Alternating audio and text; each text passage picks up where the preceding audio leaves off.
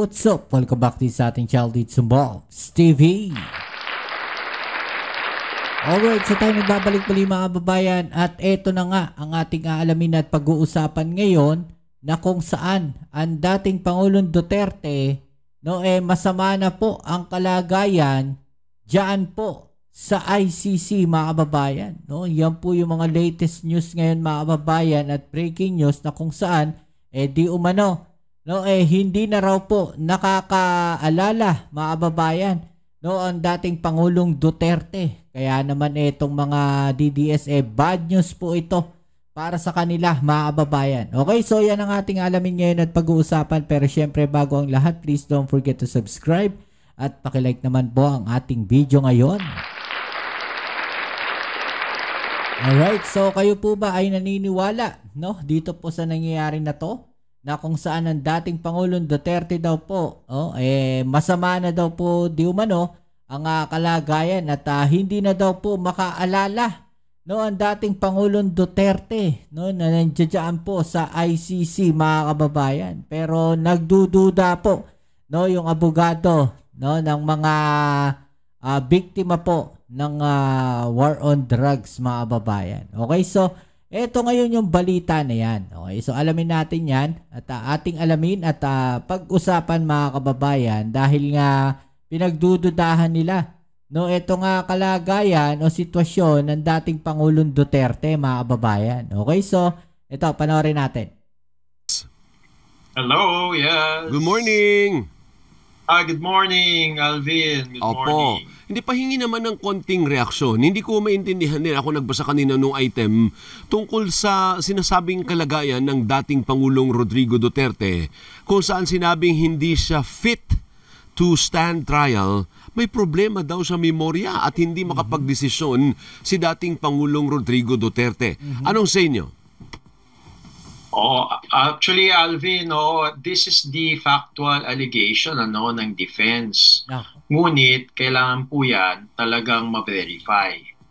At that's the reason why yung pretrial chamber ay nagkaroon ng limited period of indefinite postponement. So, yan yun mga kababayan yung sinasabi. Noong nakaraan, gusto nilang patalsikin yung ilan sa mga judges. Mga kababayan, baga gusto nilang ialis. Ngayon naman, ang katwiran nila mga kababayan, masama na daw po ang kalagayan o nagkakaroon daw po ng deteriorating cognitive condition o hindi po makaalala ang dating Pangulong Duterte mga kababayan. Biglang hindi na makaalala itong dating Pangulong Duterte. Okay, tuloy natin. Limited period of postponement. Let's be specific. Kasi ang hiningi po talaga ng defense ay unlimited period. In fact, nakalagay po sa kanilang pleading, defense request for an indefinite adjournment. Indefinite adjournment. Ano po yung na-grant ng pretrial chamber? It's really a limited period of postponement. Para lang po ma-determine yung mga factual allegations. Gusto kasi nila i-adjourn mga kababayan. Pero hindi sila pinayagan ng ICC. Ang ginawa, limited postponement lang. Ipo-postpone lang yung magiging hearing ng dating Pangulong Duterte. Di ba? Kung maalala natin, dapat September po yung kanyang hearing, pero pinospone po yan dahil sa di umano'y masamang kalagayan neto dating Pangulong Duterte. Ng defense. And how long is that limited? Alvin, hindi po siya nakalagay doon sa decision ng pretrial chamber. Kaya siguro it should be a reasonable period of time. Hindi naman siguro ito years. Opo. I think months lang po ito, hindi siya years. Kailangan kasi reasonable period of time lang. Ibig sabihin, attorney, hindi po iti-take ng court hook, line, and sinker ang sinabi ng depensa. Bagamat ito'y final naman officially, hindi yan parang automatic na dahil yan ang sinabi ng depensa na medyo unfit na, hindi na medyo may problema na sa sa memory ang dating Pangulo ay paniniwalaan agad-agad ng korte. Tama po yan, Alvin, kasi syempre may factual allegation. At yung pretrial chamber, tinitinang niya lang po yung mga ebidensya dun sa factual allegations. Ngunit gusto ko i-add, Alvin, meron actually dissenting opinion yung isang judge. Kasi 3-person chamber to, ng pretrial chamber. Hindi pala unanimous, attorney. Hindi unanimous. Siya unanimous. Oo, 2-1 siya. May isang dissenting opinion. Sabi sa dissenting opinion, kung i-summarize ko, di ba yung allegation na ang isang tao ay not fit to stand trial, it presupposes na napunta sa trial. Pero kaya nga may pre-trial kaya nga may confirmation of charges para malaman kung tutuloy sa trial. Kaya ang reasoning po ng dissenting opinion is that hindi power ng pre-trial chamber para i-determine yung fitness ng isang tao to proceed to trial. Kasi it's now up to the trial chamber. If that person is fit to stand trial. Kasi trial na nga Pero wala pa tayo sa trial. Pre-trial pa lang po. Well, that makes sense, attorney, doesn't it? Ano po? Ibig sabihin, iba pa pala ang maglilitis, iba pa itong pre-trial. Yes. At dahil pre-trial pa lang ngayon, confirmation of charges, ang power lang po ng isang pre-trial chamber ay nakasaad po sa Article 61, Paragraph 7. Siguro mga kababayan natin pwede pong basahin yan. 3 lang po ang pwedeng mangyari na gawin ng pre-trial chamber. Una, to confirm the charges. Ikalawa, not to confirm the charges. At ikatatlo, to adjourn and to give the document containing charges sa prosecutor kung gusto nitong i-amend or baguhin. Wala pong nakalagay doon sa Article 61.7 na pwede pong mag-adjourn in order to determine kung fit for trial po. Okay, so sorry, attorney, paklaro lang. Ibig sabihin, ang maglilitis, hindi ito yung 3 judges ngayon na nagde-decide. Magkakaroon pa ng iba pang set of judges o sila din yun? Yes, tama ka, Alvin. Ibang set of judges yung magdedetermine ng trial proper itself. Iba pa. Tawag po doon, trial chamber. Kaya ngayon, pre-trial chamber pa lang. Ganun pala yun. So, iba-iba pala yung judges. Ano po? Anyway. Iba-iba siya kasi parang ganito lang, Alvin, kasi bago kasi yung proseso ng ito. Ang pre-trial chamber ay para siyang taga-sala. Sinasala niya po.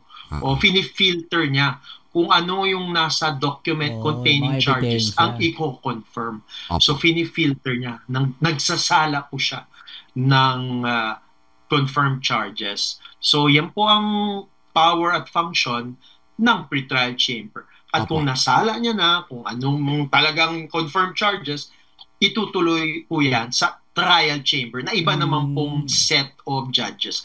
So ibig sabihin, mga babayan, ngayon pre-trial pa lang, no? Baga hindi pa nga nag-uumpisa yung pre-trial Parang ang dami ng issue gusto na nilang harangin sa pre-trial pa lang, mga babayan. Kumbaga, dito sa pre-trial, ihaharap pa lang yung mga ebidensya, no? So ang tanong dito, bakit pre-trial pa lang parang anong-ano na sila na harangin, mga kababayan?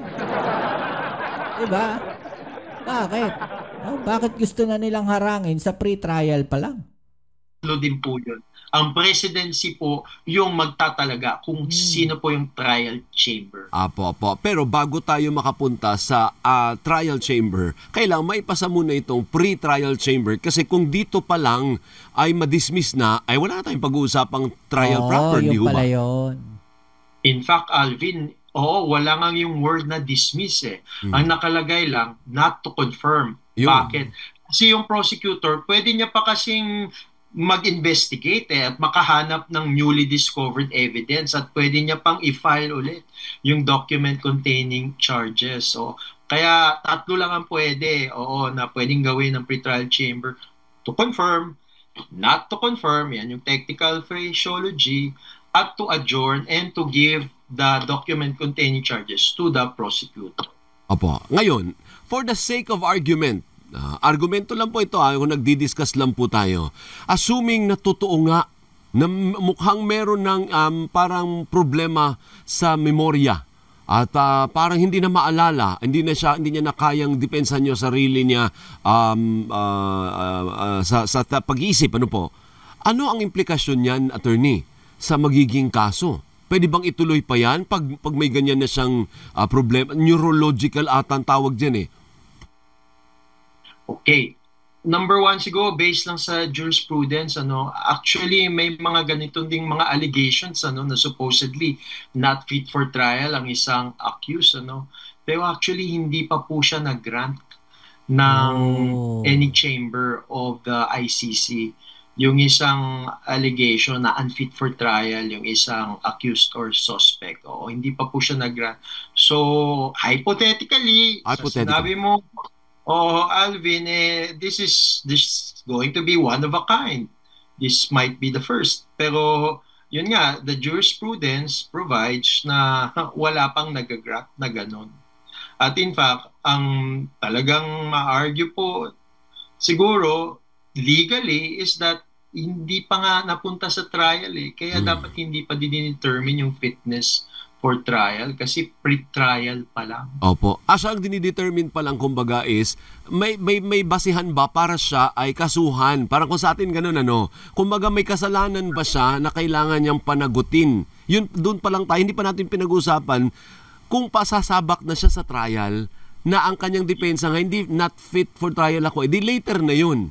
Ang tanong muna ang sagutin muna nating tanong, may dapat ka bang pananagutan sa ginawa mo? Parang gano'n, hindi ba, attorney?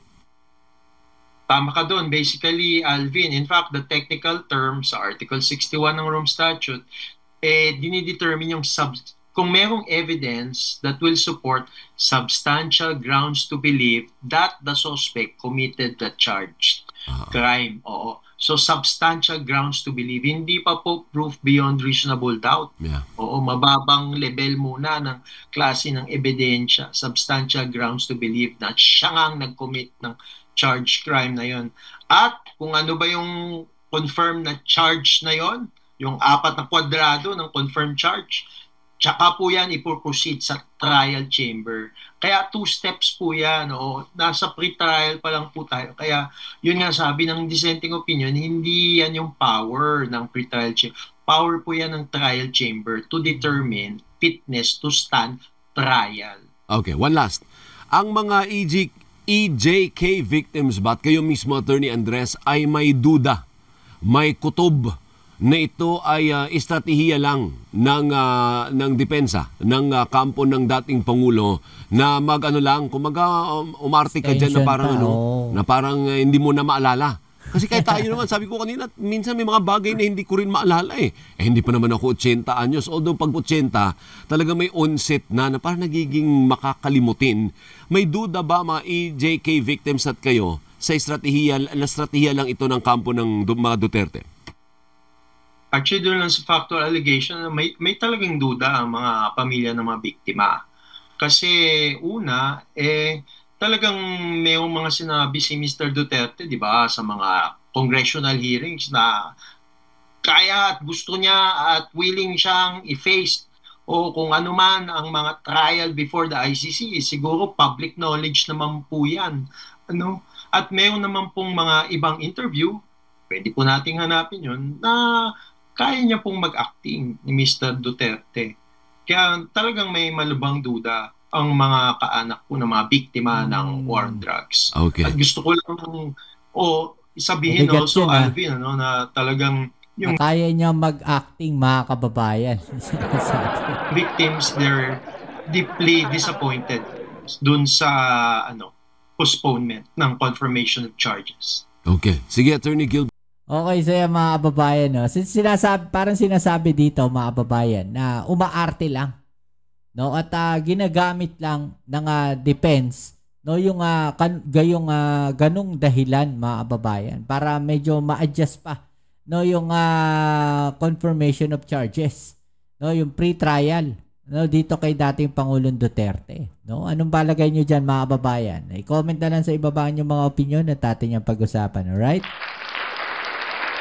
So yan muli, maraming salamat sa lahat ng mga patuloy na kasuporta dito sa ating channel. Kita-its po tayo sa ating next video upload. Ito muli ang inyong Kuya Mobs dito sa Mobs TV. Peace. I'm out.